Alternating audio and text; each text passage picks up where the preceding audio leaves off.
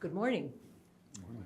Good morning and welcome to a Fireside Chat hosted by the Rutgers Democracy Lab at the Eagleton Institute of Politics in partnership with the National Constitution Center. My name is Elizabeth Maddow, and I'm the director of the Eagleton Institute of Politics. Our mission here is to link the study of politics with the practice of politics. And our newly launched Rutgers Democracy Lab works to ensure that future generations of students have the knowledge, the skills, and the confidence that they need to do the important work of strengthening democracy. The first in a series of fireside chats, this morning's event is a conversation centered around a question that has been on the minds of many of us the last few weeks. What is a constitutional crisis, and are we in one? To explore this question, we're honored to welcome Jeffrey Rosen, President and CEO of the National Constitution Center. And leading the conversation is the president of Rutgers University, Jonathan Holloway. As we all know, this is a consequential moment in American democracy. With the 250th anniversary of the Declaration of Independence coming up in 2026, now is a moment to really deeply reflect on the revolutionary ideals of American democracy and consider how well we are or how well we aren't meeting these ideals. So it's fortunate that we're together this morning in conversation to consider the critical issue of the health of our Constitution. This conversation is taking place in the drawing room of the Eagleton Institute of Politics in front of an audience of Rutgers students, but also being live streamed to the general public. President Holloway will introduce our distinguished guest, and their conversation will include a few questions that have been submitted by our students and by the general public. It's an honor, though, now to get to introduce President Holloway. Jonathan Holloway is the 21st president of Rutgers University. He's an eminent scholar and eminent historian who has really centered his time here at Rutgers around civic learning, democratic engagement, and public service. Eagleton has been proud to be his partner, and we're honored to have him here today. So it's my pleasure to hand off to Jonathan Holloway. Thank you so much, Elizabeth. Jeffrey, pardon me, this should have been a green room conversation. We use first names, so just Absolutely. Like it's too awkward otherwise. Thank you for joining us today. This is a special moment, not just for me, as someone who's been admiring your work for quite some time, but for Rutgers, our Democracy Lab, and also for Eagleton. A formal introduction, Jeffrey Rosen is President and CEO of the National Constitution Center, where he hosts We the People, a weekly podcast of constitutional debate. He's also professor of law at the George Washington University School of University Law School, and a contributing editor of The Atlantic. He was previously the legal affairs editor of The New Republic and a staff writer for The New Yorker. Rosen's new book, and he's written several, is The Pursuit of Happiness: How Classical Writers on Virtue Inspired the Lives of the Founders and Defined America. Rosen is a graduate of Harvard College, Oxford University, where he was a Marshall Scholar, and Yale Law School. Let me tell us a bit about the National Constitution Center, and we'll get rolling. The National Constitution Center, our partner in this particular podcast, live stream, is located in Philadelphia, serves as the leading platform for constitutional education and debate, fulfilling its congressional charter to increase awareness of the U.S. Constitution. Established in 1988, the center opened in 2003 as a museum offering interactive exhibits, rare documents, and educational programs. It also provides a comprehensive online resource, the Interactive Constitution, uniting scholars to explore the Constitution's history, text, and meaning. Through events, media platforms, and podcasts, the center fosters balanced debate on timely constitutional issues. So thank you for being with us today, and I'm going to just dive right on in. There's some joke I haven't figured out. It only occurred to me when Elizabeth was introducing us. 2 presidents, but no constitutional crisis here. So we're going to focus on other constitutional issues. Some are calling crisis, others are disagreeing, and we're going to work through all of those things. Before we dive into the substance of that discussion, I gave a formal introduction about the National Constitution Center. Give us a bit of its history, though, if you don't mind. And help the audience here and online understand the role of the museum in our civic culture. Absolutely. Well, first of all, it is wonderful to be with you, Jonathan, and with all of you. Congratulations on the launch of your Democracy Lab.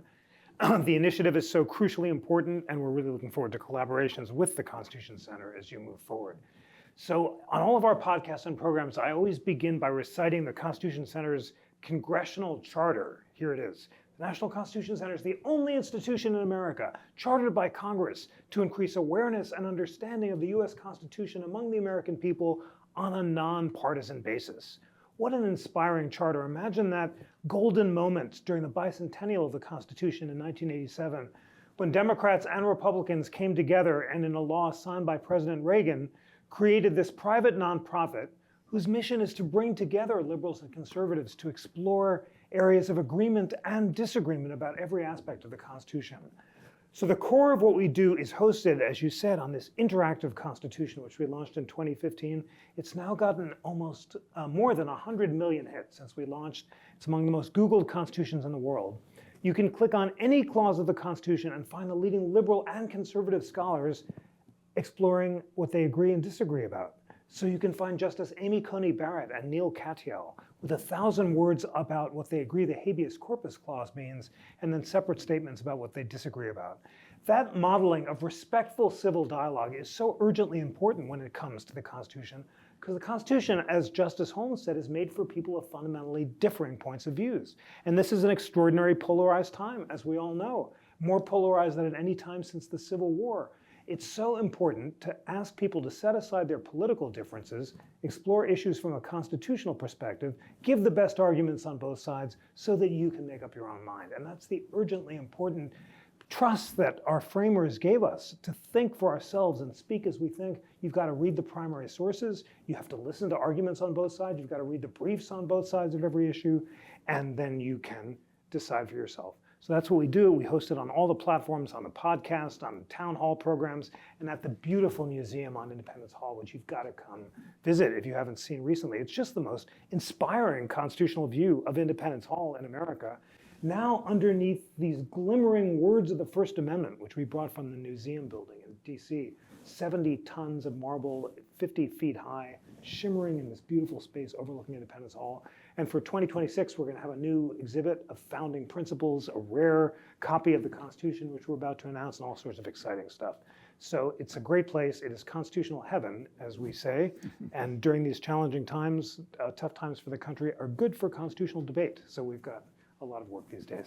Constitutional heaven, with, freedom of religion. I mean, just, it's right there. You can get there in whatever way you please, according to the dictates of your conscience. So this is a great introduction, and of course, as a person who leads the center, you're going to offer glowing assessments of the physical space. It is a beautiful center. It is, the last time I was there, it's been a while. It's probably been about 9 or 10 years, but even then, it was kind of jaw-dropping. And I'm a U.S. historian. For a nerd like me, who's more than a little interested in the Constitution, I got goosebumps on several occasions. So truth in advertising, it is a special place. That's just it. For those of us constitutional nerds, and that just describes, I'm sure all of you, because you're here, you do get goosebumps. It's just thrilling. It's such an honor to learn about American history from great historians like your president. And I also have to put in a plug for the incredible new civic toolkit we're creating for America's 250, where we're bringing together great historians to write about the big ideas of the Declaration and the Constitution.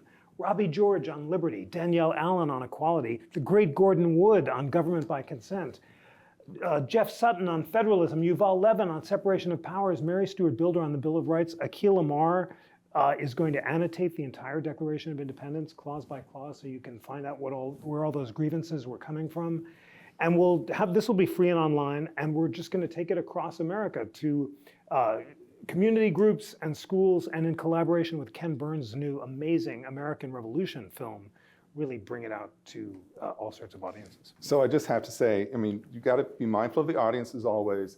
That roster of names he ran down, it's like, oh, rock star, yes. rock star, yes, rock star. It's so exciting. This is a big deal. I'm excited to hear about this. It's really great. So I'm also embarrassed. So I teach a course in the fall to first-year students.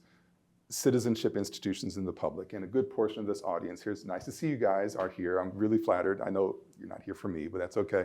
I'm embarrassed because I should have had you as one of my guests, because everything you just said is absolutely the talking points for the entire course.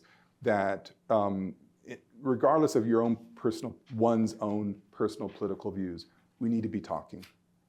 All of us need to be talking. And with that out there, I can't help but pivot very quickly to a record-setting talk that just happened in this country. Cory Booker, for those who see this in the future, this is a date stamp. This interview, this conversation is happening the morning after Cory Booker finished 25 hours in change, standing in front of the Senate,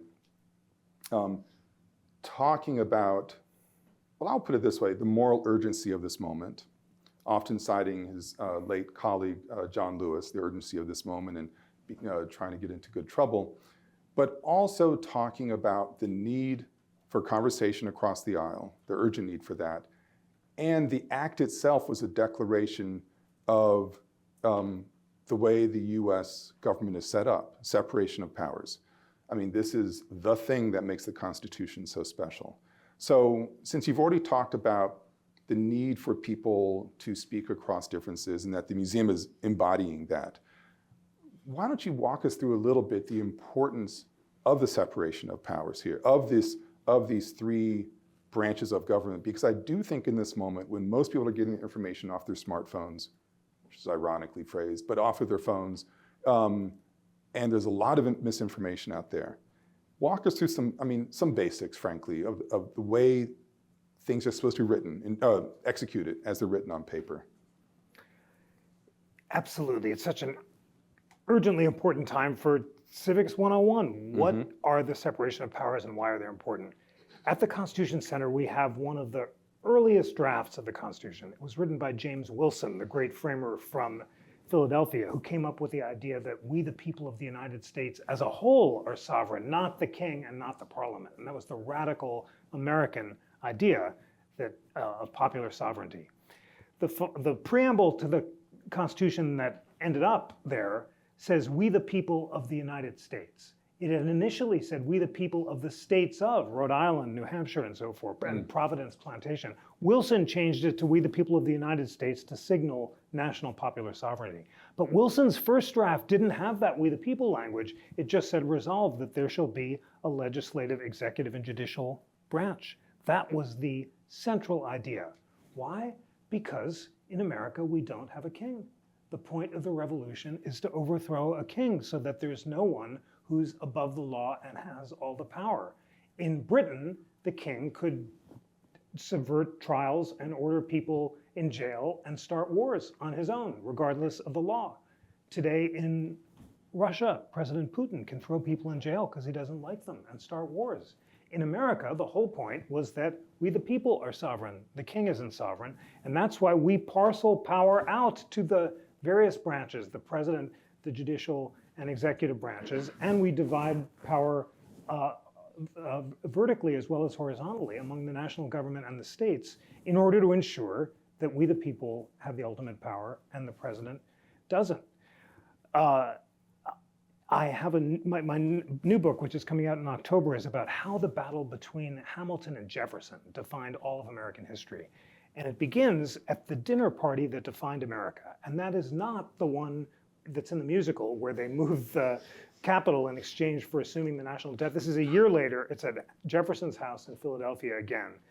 The whole cabinet is there. Washington's away on a trip. At some point, Hamilton says to Jefferson, hey, who are those guys on the wall? And Jefferson says, those are my three greatest men in history, John Locke, Isaac Newton, and Francis Bacon. And Hamilton pauses and says, the greatest man in history was Julius Caesar. And Jefferson runs back to his diary at night and says, this proves that Hamilton was for a monarchy bent on corruption and wanted to consolidate all power.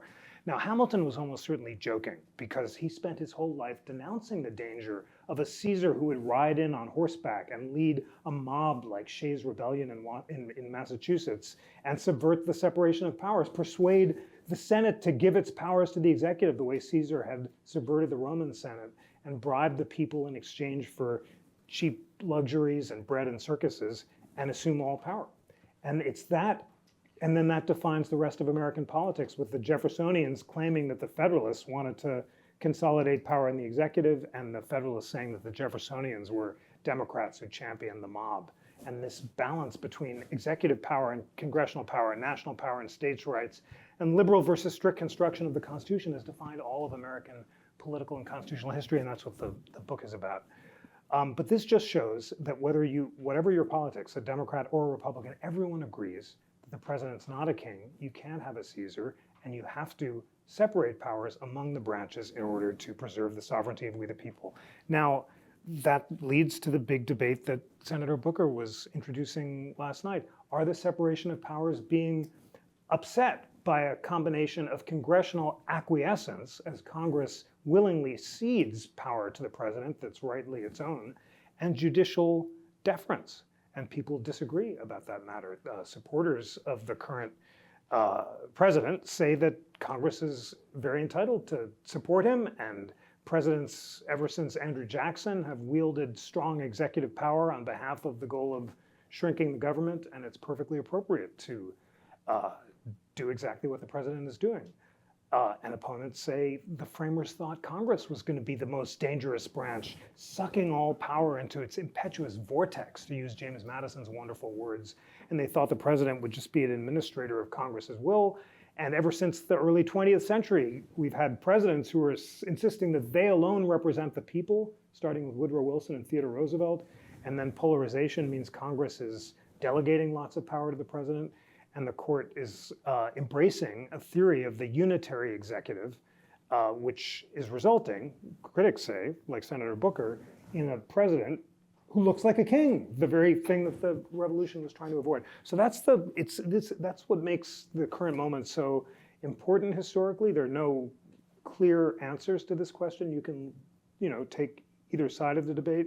But that's why it was appropriate that he quoted the Federalist Papers on the floor of Congress, because he was giving us all an important lesson in separation of powers.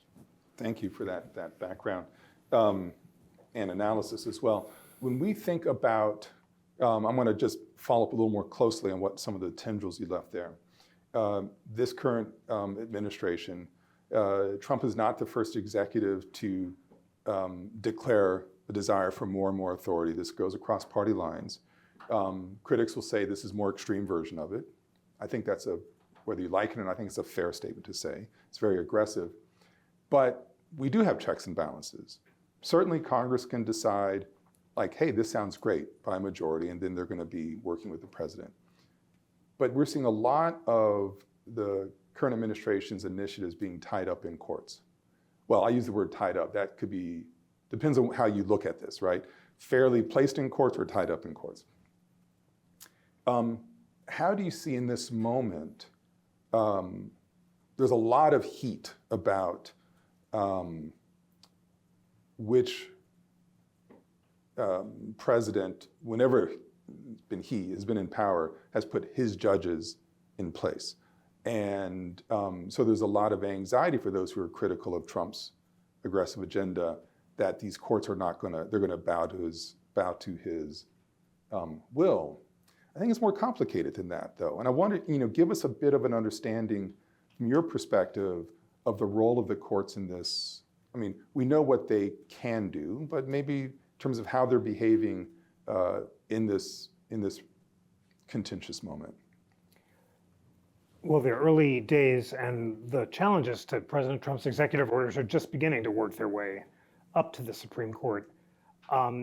There are three big categories of cases that are working their way up. And I feel like I can only begin to understand them after I've heard the arguments on both sides on the podcast, because each of them is complicated. They raise different legal issues, and they're likely to meet different fates in the courts. First, there's the broad category of cases involving the president's control over the executive branch. And this includes his power to fire the head of the National Labor Relations Board or the special counsel in the Justice Department, as well as to appoint Elon Musk to supervise DOGE. Can he do that? These cases involve the scope of executive power. Ever since the 1930s, the US Supreme Court has given Congress the power to create independent agencies and to insulate their heads from being fired by the president because he doesn't like their politics. The heads of the Federal Trade Commission or the Federal Communication Commission or the NLRB can be fired for cause or corruption, but not because the president doesn't like their politics. And the question is, are those agencies constitutional?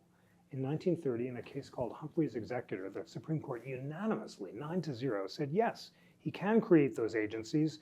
They exercise quasi-legislative and quasi-judicial functions, and it is consistent with the president's power over the executive branch to create them. There are some justices on the Supreme Court who want to overturn that Humphrey's Executive case and say that executive power is unitary, and when it comes to the executive branch, the president has to be able to fire any official because, period, and can't be constrained by that. So the big question is, will Humphrey's Executor be overturned? And we don't know. We don't know how many justices are opposed to it, and we'll see probably in the fall. But it's possible that all those cases involving the president's control over the executive branch might be blessed by the US Supreme Court, where many of the justices worked in the Reagan and Bush administration and have embraced a broad theory of unitary executive power and might agree with the president there. Then there's the cases involving the president's ability not to spend money Congress has allocated or to intrude on Congress's prerogatives to create its own agencies that are not executive branch agencies. And those involve issues like impoundment. Can the president kill USAID or not spend funds that Congress has told USAID to spend? And those cases might possibly go the other way. We just saw a Supreme Court opinion where Justice Barrett and Chief Justice Roberts joined liberals in saying, no, you can't refuse to spend allocated funds, at least on an interim basis. They haven't reached a final result. That would be very consistent with a strong view of unitary executive power. The president gets to control the executive branch, but he can't control Congress's functions. We're going to maintain the separation of powers, and impoundment is impermissible. There's a law passed in 1978 after the Nixon scandals where Congress said impoundment is illegal under this act.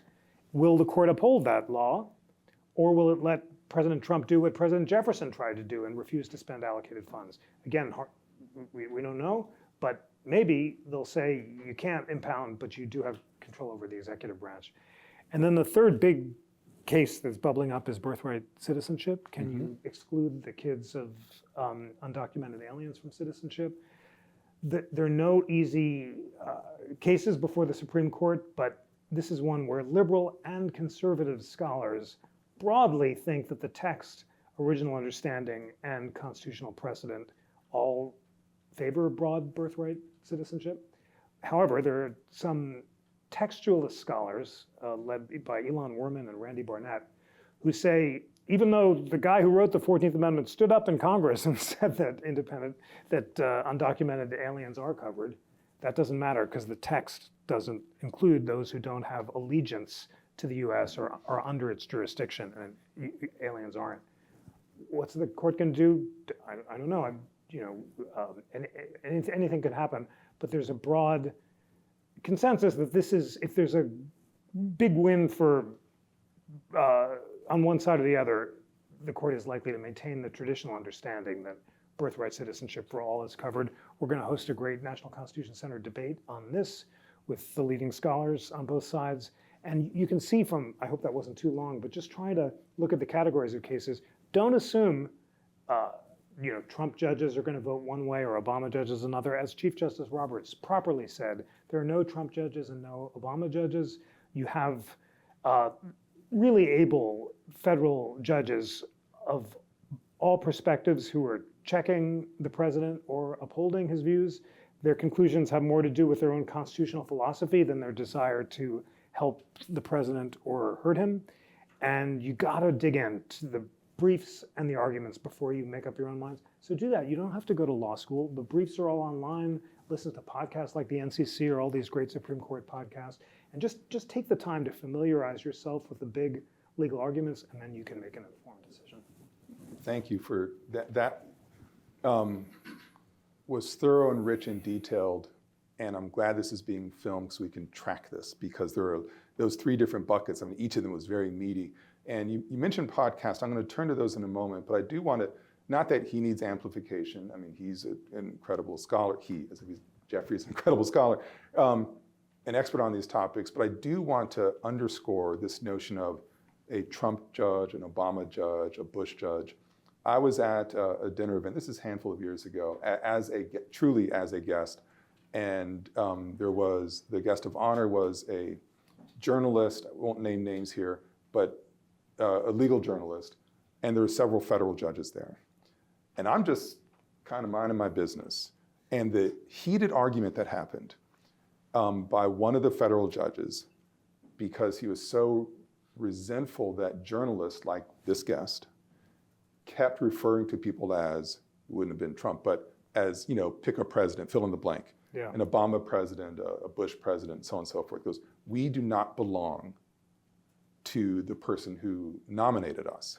That is a process, and gave what I felt was like a legalistic kind. It's a process. I'm like, well, I'm not saying a word, I'm terrified, but like, well, but this is like, there's politics behind this thing. But I was really shocked by the intensity of I think there are three judges there. They all felt the same way, like, do not put us in a corner, do not label us in a particular way. But it is hard to do, it's hard to not do that, given all of the ways in which, especially the Supreme Court, the circus that has developed over their nominations, in my lifetime, over the last, when was Bork? That was 87. 80. Ooh, gosh, I'm older than I think. But but watching the nomination process for Supreme Court justices become theater. It is a remarkable change. I'm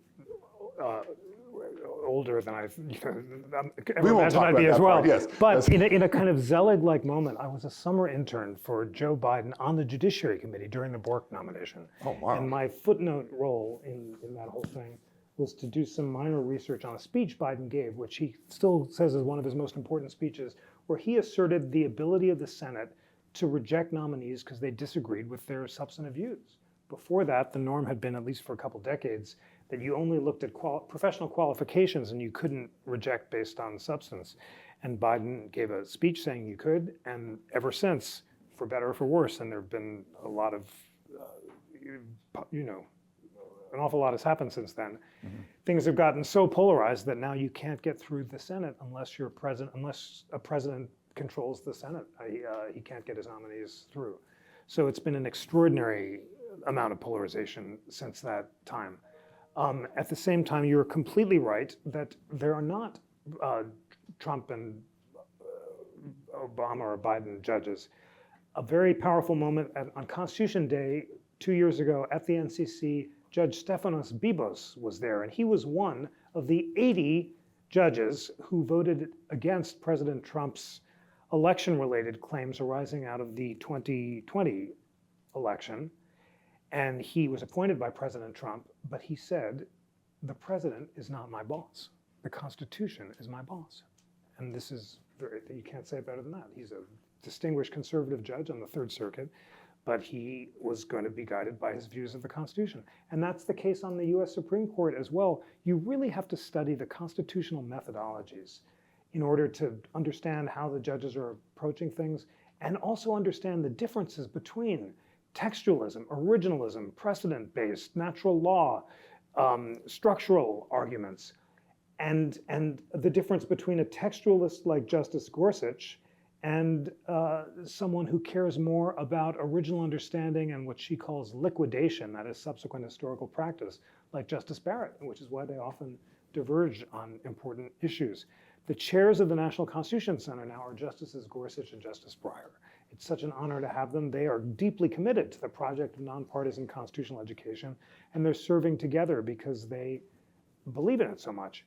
And the easiest debate I've ever moderated was between Justice Breyer and Justice Gorsuch at one of our board meetings, and it was about textualism versus pragmatism. Justice Breyer has a new book, Why I'm a Pragmatist, Not a Textualist, and Justice Gorsuch is a textualist. So I started with the first question and said to Justice Gorsuch, why are you a textualist? And I didn't have to ask any questions for the next hour because they were off and running. I had this amazing debate. But the debate was about methodology and not about politics. And Justice Breyer has said many times that he's never heard a word of politics at the Supreme Court.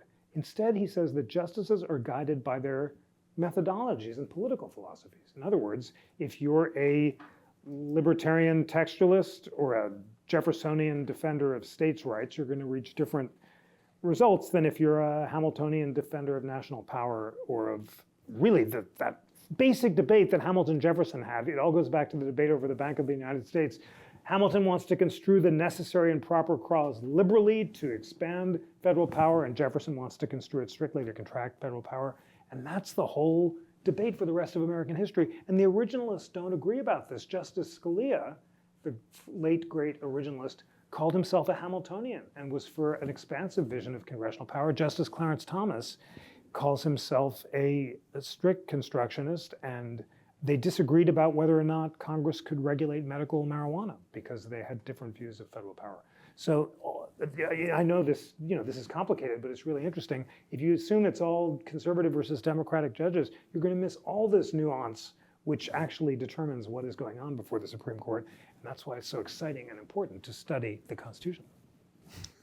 You just threw that last bit in there. It was quite elegant. But that's the job. That's the job. I want to give I've got a question I want to read from because it's a long one here. But this is about your podcast. So this is about the work that you've just been talking about. This is now like, okay, you've been doing it actually.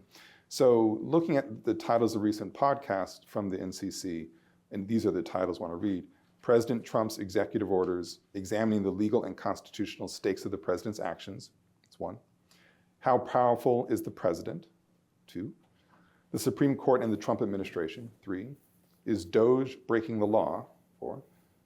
Deportations and the law. 5. I mean, third rail, hot topics, every single one of them. So your center's been working through these issues as it's supposed to do. And, but a lot of this energy has been focused on, and quite understandably, on the executive branch because it is a hyperactive executive branch right now. That's just a fact on the ground. But a lot of the executive orders, a lot of the staffing, and you already mentioned some of these are questions. Does the president have the right to do these things? Really butt up against the Constitution and the question of boundaries and appropriateness. And I wonder if you can help us distinguish. You just talked about the differences between textualism and originalism, et cetera.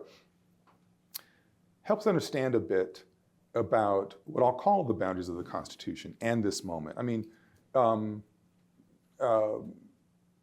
I imagine that in Trump's aggressive activities over the last not even 100 days, that eventually some of these will be found unconstitutional, and some of them will be totally within his authority, right? But there'll be disagreements about what bucket they're going to fall into. So if you can help navigate us a little bit about sort of the boundedness of the Constitution and a hyperactive administration in this moment and what it's trying to push through. Absolutely. I mean, just thinking about those recent topics, what's so striking is I couldn't begin to have had an informed opinion until I listened to the arguments on both sides. And afterward, what I learned surprised me. I'm not allowed to have any opinions anymore. It's unconstitutional for me to actually say what I think, but I'll share with you. I'm a sitting president. I have no opinion on anything. Exactly. Of course, yes. It's very liberating, actually, these days. It's very good for your health not to be allowed to have political opinions.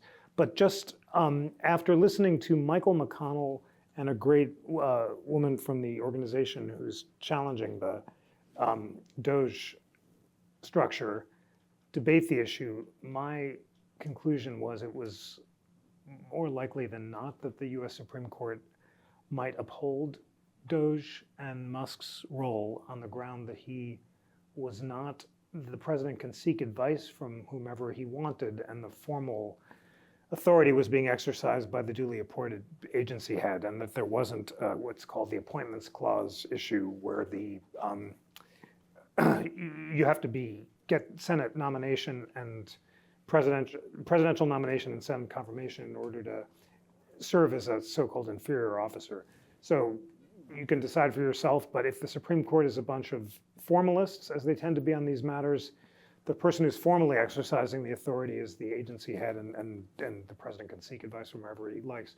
By contrast, the Alien podcast involved those two really important cases. First, can the president deport the Venezuelan immigrants under the Alien Enemies Act? And second, can he deport Khalil Muhammad, the Columbia University student? On the Alien Enemies Act, this is the third time in history that the act has been invoked. The previous two times involved declared wars, I think World War I and II. So this is not a declared war. And the question is whether the statute, which talks about an invasion, can be applied when the invasion is not the force of a country that's we're at war with, but a group of people that the president designates having invaded. And it sounds like for a textualist, you might well say no. If this was neither the intent or the text allows you to invoke this when there's not a declared war. And therefore that Judge Boasberg, who's been preliminarily voting against the president, might be upheld, as he was, I think, by the DC Circuit, at least in an incarnation of the case. And then the Muhammad case is tougher and involves a separate statutory act. And can the Secretary of State invoke public policy concerns to deport someone? And it has been invoked broadly before, but as usual, it's complicated. So I feel that there's no danger in having vigorous legal debates. Jefferson said, in this beautiful statement, his best line about the University of Virginia, at this institution will always be free and devoted to the illimitable freedom of the human mind, and we have no fear of error as long as truth and reason are free to combat it. We host these debates, and they're always civil, and people don't yell at each other, and they're really complicated. And this is what the courts are going to decide, and it's a great way to be civically engaged. And I wouldn't generalize much more broadly than that. The courts will uphold some of these actions and strike down others, which leads to, I think, a question that we're working our way up to. Are we in a constitutional crisis? And shall I give away the definition, or why don't I let you? Well, the way I was going, we are on that road. Yeah. You're very astute. We've got to in that wait. regard. I mean, because otherwise people might leave, if we kind of answer the question. But this gets us to one of the places from which people declare we would be in a constitutional crisis if we aren't already in one. That a federal judge says on any number of issues, some that you raised, no, you can't do that. And the executive says, stop me. It's a game of chicken. It's a pretty scary one. If you can take out the actual individuals being involved who are at the subject of the dispute and just look at this distilled situation, the judicial branch says, no, you can't. It offers a check and a balance. And the executive says, I'm doing it anyway. That is, while it may seem so simple on the surface, I'm straining to find moments. This is not routine. This would be an exceptional moment. So there you go. If this were to happen, are we in a constitutional crisis? You set it up very well. And that's the question. Are we in a constitutional crisis? The most narrow, rigorous, and widely accepted definition of a constitutional crisis is even a little more closely defined than that. It's the president ignoring an unambiguous order of the US Supreme Court. Not litigating around what a lower court judge has said or saying is complying but not really complying, but the US Supreme Court issues an unambiguous order and the president defies it. I think everyone agrees, or certainly that's a definition that I would embrace. That would be a constitutional crisis. That's never happened before in American history. Come close once or twice. Andrew Jackson is supposed to have said after the Cherokee Indians case, John Marshall has made his decision, now let him enforce it. Jackson probably expressed the sentiment. He didn't use the words. And he never had occasion to defy the court because the court didn't order Jackson to do anything. The issue was resolved in the state of Georgia, and Jackson just stood back and watched it take place. So that was not a constitutional crisis. And in fact, Jackson, by the end of his presidency, movingly reconciled with John Marshall, and they embraced each other's authority. Lincoln came closer than anyone else. Chief Justice Roger Taney, he of the infamous Dred Scott decision, issued an opinion sitting as a lower court judge or a district judge saying that Lincoln had unconstitutionally suspended habeas during the war because the Constitution says Congress has the power to suspend habeas, not the president. Lincoln said Congress isn't in session. Are all the laws but one to go unexecuted so that we can respect this provision? And he subsequently called Congress back into session and ratified its actions. But there was a brief period where Taney had ordered him to release the prisoner, Merriman, and Lincoln didn't. And he defied Taney. But you can say that Taney was sitting as a lower court judge. It wasn't an unambiguous order of the Supreme Court. It was a war. Congress was brought back into session, ratified it, and so forth. Short of that, it just hasn't happened. So, you know, if President Trump, and then it's come close to an amazing moment, as you know well from your amazing and important historical writing during Little Rock. The court orders in Cooper v. Aaron for the Little Rock schools to be desegregated. And they're afraid that Governor Faubus is going to ignore their order and that President Eisenhower isn't going to back them up. So the justices signed the opinion by hand, all 9 of them, with their signatures on the front page of the decision to signal, we really mean this. But they're scared because they know you can't enforce a Supreme Court decision without federal power backed by the president. That's the overwhelming rule of American history. And that's why Reconstruction was completely subverted by Southern redemption, because Grant and then the Republicans lost the political will to enforce Reconstruction, and they withdrew the troops, and chaos and violence came.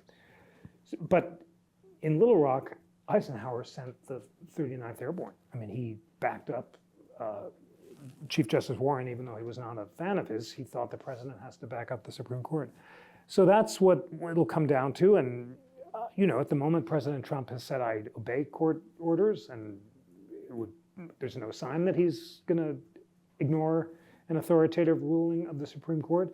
But you are seeing in these lower court hearings, certainly an effort to litigate around the scope of the orders. And we saw with Judge Boasberg, the Justice Department lawyer, saying, well, the planes had already taken off, and Boasberg saying, well, turn them around because I have ordered those planes to come back, and they ignored that. Mm-hmm. So there's play in the joints, and it's easier to, you know, lawyers can make up good arguments for anything. We might be seeing a lot of testing of the grounds of these lower court orders, the preliminary phases. There's also a big debate about the proper scope of nationwide injunctions, where a single district court judge can issue an order that binds the federal government across the whole nation. These were controversial when conservative judges issued them against the Biden administration, and they're controversial now. And there's now bills in Congress to curb them and so forth, and there's a legitimate scope of debate about the proper role of nationwide injunctions. But at the moment, judges can issue them, and the president may try to get around some of them. But just to be clear, we invited you here to answer the question, are we in a constitutional crisis? By this broadly accepted definition of liberal and conservative historians, the answer is no. We are not yet in a constitutional crisis because the president hasn't defied an explicit order of the US Supreme Court. Are we close? You know, I hear you're asking me to be a lawyer, and we're only close if he comes close to defying an unambiguous ruling of the Supreme Court. But the question obviously invites further discussion, because that legalistic discussion of a constitutional crisis misses the question we began with. Are the separation of powers being rebalanced in a way that is coming close to making the president a king? Mm-hmm. And that was the debate in Trump v. US, which is a really important decision to read. The majority, in a decision written by Chief Justice Roberts, expressed concern about the criminalization of politics and said it's not the American tradition to allow presidents to prosecute their rivals. And just as Chief Justice John Marshall had a narrow definition of treason for Aaron Burr because he didn't want Jefferson to prosecute Burr because he didn't like him, so the majority in US v. Trump set a very high bar for immunity for the president's official acts and said that he couldn't be prosecuted for them. Justice Sotomayor, in her dissent, said, this is Alexander Hamilton's worst nightmare. Even Hamilton, the big pro-executive guy, said the president couldn't be a king, and now the president's a king. He's above the law. He can defy the law in his official acts, and he can't be prosecuted. And Justice Sotomayor said Hamilton explicitly assumed that presidents were amenable to prosecution and impeachment for corruption, and this is the opposite of that. So there's the debate there, but it's just to restate the terms of the debate, critics say that the combination of a vastly expanded executive branch, congressional acquiescence, judicial deference, and now broad presidential immunity has made the president a kind of king in a way that the framers feared. The counter-argument is that that's not the case at all. The framers, especially Hamilton, anticipated a strong unitary executive. He has broad authority to act with congressional acquiescence. Congress is very willingly supporting him and delegating this power. The US Supreme Court in the famous Steele seizure case said that the president's power is at its zenith, at its apex when he acts with congressional support. And the US Supreme Court may agree that the Constitution not only allows but requires executive power to be unitary when it comes to control over the executive branch. Plus, Democrats have been acting like imperial presidents ever since Woodrow Wilson as well. So this is hardly unique to President Trump. So those are the terms of debate. Thank you very much. So I want to wrap up my phase of this with one question, and we'll turn to questions that have been submitted. Again, this interview is happening the day after Cory Booker had his historic 25-hour speech on the Senate floor. And he invoked quite often, I watched the last hour and a half of it, where is the power in this country? We have been talking exclusively about judges, presidents, elected representatives. We have not talked about the people. Yes. Founding documents start, we the people, right? So, and Senator Booker was very eloquent on this issue that the power resides in the people, not in the hall of Congress in that room. Is that theatrics these days, or is power actually within the people when you're thinking about the Constitution? Power, of course, is in the people based on our constitutional structure, and that's what the separation of powers and the Bill of Rights and the whole system is for. But the question is, are we the people exercising our power? And Senator Booker in Congress quoted James Madison in the Federalist Papers about if men were angels, no government would be necessary. Without some degree of virtue, government would be impossible. And the founders think that the whole system will collapse unless the people exercise virtue. And this is what I learned in this book on the pursuit of happiness, where I read the classical moral philosophy that inspired the founders.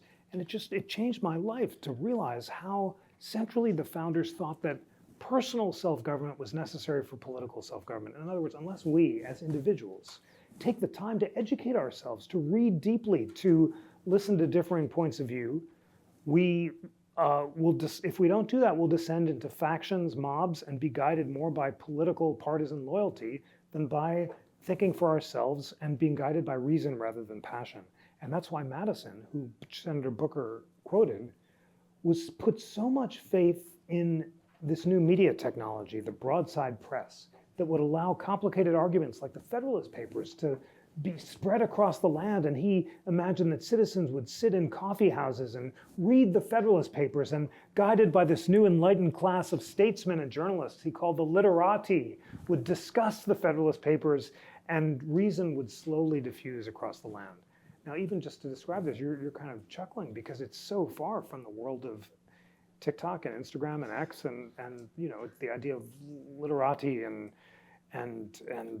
deep reading is under siege. But that's why this democracy lab that you've set up is so important, and that's why the Eagleton Institute is so important, and that's why the fact that you're all here and studying politics and history is so important. You must read the primary sources and think for yourself and educate yourself. The framers aren't kidding when they say that the experiments can collapse unless we're educated. But being educated means really doing what you're doing, going deep on these issues. We've had, this has been a kind of complicated discussion, and we've been weighing different points of view, and you're taking an hour to be here. You got to do this all the time in your spare time and your classes, and commit yourself to just a lifetime of learning. This is a lifetime enterprise. It's not just for college. This is as citizens, and you've got to inspire your fellow citizens and your parents, and when you have kids, and for them to do it. It's very hard work, and that's why the framers were not sure that the experiment was going to succeed. And Washington's very pessimistic. He sees factions rising. Jefferson properly thinks there's going to be a civil war over slavery and fears God's retribution, as he should, for the hypocrisies of slavery. Hamilton wants a stronger executive. Only Madison's a little more optimistic, but it's all up to citizens. So when they're talking about, without virtue, the republic will collapse, it's not some platitude or 4th of July oration. It means that you've got to do the hard work of reading and learning. And it really all comes down to deep reading. I'll just quickly share that the experience of spending a year reading moral philosophy and following Jefferson's schedule and getting up before sunrise and writing these weird sonnets. I was inspired by Jefferson. I can't believe I spent a year doing this. And I'm not doing any of that stuff anymore, except I have a new rule, which is that when I wake up, I have to read before I browse or surf. And that's totally changed my life. I was, I'm addicted to these screens, obviously, as so many of us are. And there's such a difference between browsing and reading. So the rule is I just can't check email or look at the blogs or anything until I've actually read books. And it's transformative. I've finished this new book on Hamilton Jefferson. You learn something new every day. And this is the big challenge. It's not the Democrats or the Republicans. It's that none of us of any age or background or privilege are reading anymore because we're addicted to these darn screens. And it's very hard to wean yourself because they're so addictive. You got to do it. You got to be readers. I know you are because you're all here. And for me, I just setting up the habit every day. In the morning, it's easiest because you can have control over that. Dedicate yourself to a lifetime of reading, and then you'll do what Madison shared. I've got to share with you yesterday this young man who's in 6th grade in Boston reached out. His dad said they'd both been to the Constitution Center. He had a 6th grade project, and he wondered if I could Zoom with him. So I got on the Zoom, and he's this really high voice and a blazer. But he was talking about his reading of Madison and Cicero and asking these questions about the pursuit of happiness. I just choke up to think about it. It was so inspiring to see this young kid on the path and the quest. I meet these kids and young people and retirees and Americans of all ages all the time because of the amazing job I have traveling across the country. And there are Americans in red and blue states of all ages and backgrounds and races and creeds who love history and love America and love reading. And some are Democrats and some are Republicans. So I'm optimistic because I've just seen how inspiring it is. But it all begins with us, and it begins with me every day because it's such a struggle. These things are so distracting. You got to take responsibility for being deep learners and readers and making up your own minds. Well, as a professor, I'm just fired up about that. That's wonderful. Now, students in my class know I can't stand political theater, so they will call me a hypocrite because I'm about to engage in it. You talk about reading. I just happen to have this thing with me right now, Constitution of the United States of America. Excellent. And it is reading for my course, and they make sure they have it. Now, I'm going to presume they all read it and took notes, but just in case, everybody, lest you forget, these are easy to find, folks. They're giveaways, but they are the heart and soul of what we were talking about today and how we are defined as an entity. We only have a few minutes left, and I want to turn to the people, as it were, a little bit cute there, with student questions and questions that have been submitted by students and the public. In the interest of time, I'm going to consolidate a few of them, and I'll ask you to be brief so we can get through them as well. literal reading this one. Is there any other historical period to which we can compare our current times, or are we truly experiencing unprecedented times? The closest, which you know better than anyone because of your path-breaking scholarship, is the Civil War. We're more polarized than at any time since the Civil War. The numbers are similar there. And if you look at Reconstruction era governors like Henry Warmoth, who is the governor of Louisiana and is the prototype of Huey Long, who is his successor, you see that the combination of demagoguery and political violence culminating in the Battle of New Orleans, where there are two people who claim to have won the election for governor, and both are summoning up armed mobs, and the federal government eventually sides with one rather than the other, and there's calls to hang the other guy. It sounds a lot like today. It does. And mentioning Huey Long, well, when you mentioned Huey Long, I'm like, I know where we're headed. I mean, this was theater in the extreme, certainly. Yeah. So we invoke the language of crisis very much, and I'm really reducing a sentence here.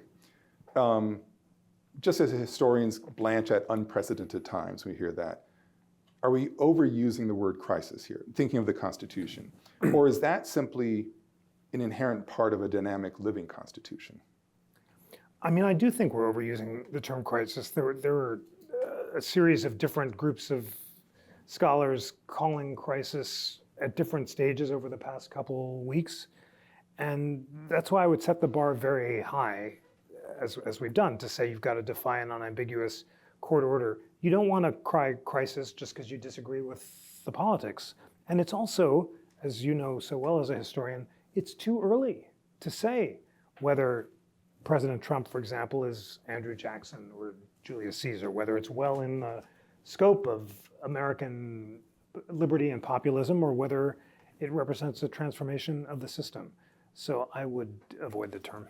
Okay, thank you very much for being clear. I have to ask, I'm moving to public questions, and I think we've covered a couple already.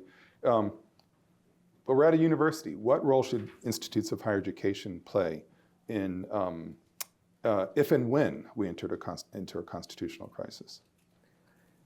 To bring together people of differing points of view, just as you're doing so well here, to host civil dialogues, to be beacons of reason and pluralism and diversity, not to take sides in the debates that are dividing the country, but to host the most thoughtful discussions about them. That's what the Constitution Center tries to do. I know that's what you're doing here at Rutgers, and that's the purpose of a university. Well, I have one more question, but I really should know that because that was perfect. But I do want to end on this one, and I'll reduce it just to a few key words here.